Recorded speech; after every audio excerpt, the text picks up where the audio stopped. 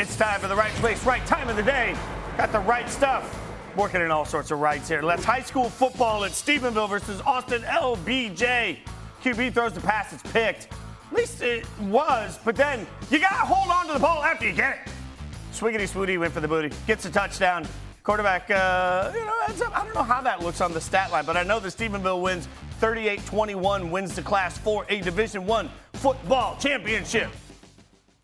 I don't know if you want to throw in a triple coverage. Right? That's never the right idea. He got the points. Yeah, my favorite part is as the kid's running out and the ball gets knocked away, when he catches it, that he has the wherewithal to go put his head down and go score.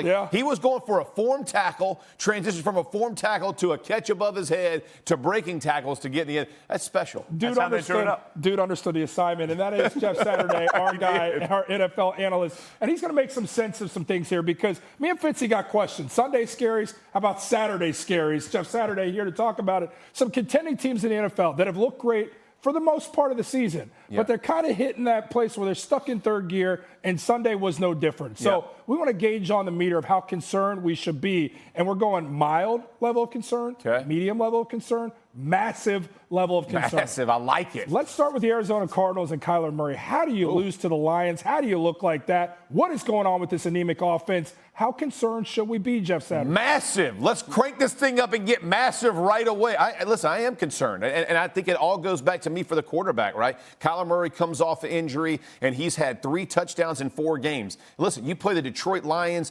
This game should not have gone the way it did, but not only that, his performance in the game. And it's like the attitude he carries with it feels like you can see he's frustrated. You can see this thing's not going how he wants. I know there was a route. I was watching the game yesterday. There's a route. The receiver obviously doesn't run exactly how he wants it, gets undercut, and it's an incompletion. But, you saw the countenance on his face, the frustration over one play. That is concerning because here's a team that really leads the league in wanting to run the ball. They're a physical football team. They did not look physical yesterday. This is a scary sport. I'm massively concerned with where they are right now. We saw some of the, let's say, frustration for Tom Brady. Boy, he went full Jordan Cornette. Yes, throwing the tablet, not happy about it. So what's your level of concern for Tampa Bay's offense? I'm saying medium because it's Tom Brady. Listen, when you got 7 rings, I can only give you so much concern. However, this was concerning for me. All the injuries to all their star guys, and how long will they stay injured? Listen, Fournette hamstring, Evans hamstring. You saw Godwin, the shot on his knee. That thing, that he got up and walked to the blue tent.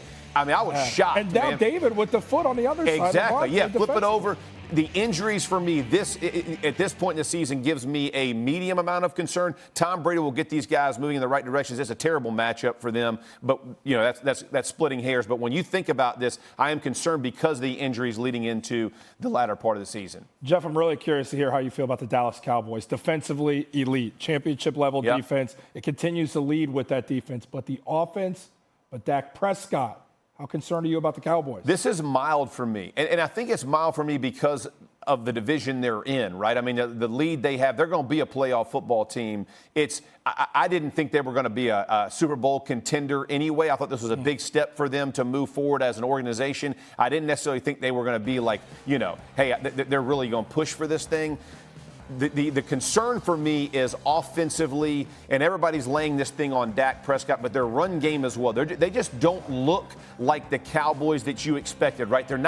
They were physically dominated for about 6 weeks of the season where they put the hammer down, they would push people around. Right now, they are not doing it. And I don't care what anybody says. When your football team can run the football, your job as a quarterback, it's it's cherry picking, right? Like in basketball, you're sitting underneath the goal, your boy's throwing it to you. That's the quarterback position when you can run the football. Right now, the Cowboys aren't doing great at that. Their defense has kept them in games, but I do have a mild level of concern, but not for the playoffs. I mean, not for to getting the playoffs. It's what they can do in the playoffs. All right, so amongst friends, I'm just going to be honest. I've got a massive level of concern tonight. The Browns are playing. They decided to put my beloved Raiders on while I'm going to be on a digital show on Monday Night Football. That's not going to go well for for me at all. But we do have 2 Monday night matchups tonight. We got Browns, Raiders, and then we have Bears, Vikings. Both have playoff implications. So what are you looking for tonight in general? Man, the Browns. This is a perfect scenario for the Cleveland Browns, right? Like everything. I'm in the room. Everything they hope for is sitting before them. You know, I understand with all the COVID stuff and all the pushing of the game, it's how quickly can they get back? Who's going to be? We don't even know who's going to be there and not going to be there. But they have everything in front of them. And this is what, if you were the Cleveland Browns, the way they started the season, this is all you would ask. They have the Raiders, who we know physically up front, they have not been imposing. You can run the football on them. That's what the Browns want to do. Can they do it? This is a big question for the Browns, but that's really what I'm looking for them. The Vikings. Let's move to the Vikings to get off the Raiders. I think he's still upset about the Raiders. Maybe you're annoyed by the way he's sitting, so that's why you decided to lean in on Browns instead of Raiders?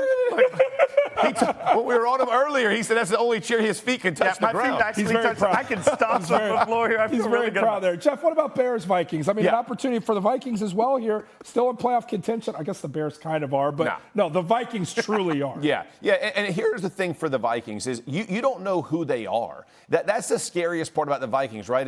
Is 1 week they look like they can beat anybody, right? Beat the Packers, and you're like, man, this is a good football team. The next week they don't show up. I mean, so the concern for me is which team for the Vikings show up tonight. They should win this game tonight. I mean, you stack them up against each other, they should ultimately win this football game. But again, the same thing that happened against the Detroit Lions for them, right? They're playing some crazy coverage. At the end of the game, they allow teams to get back in games. I just don't understand it. They need to put on a performance that shows they are a playoff caliber team tonight. Well, the one thing I know is you can watch the game tonight on ABC. Of course, Monday Night Football coming at you. Vikings taking on the Bears.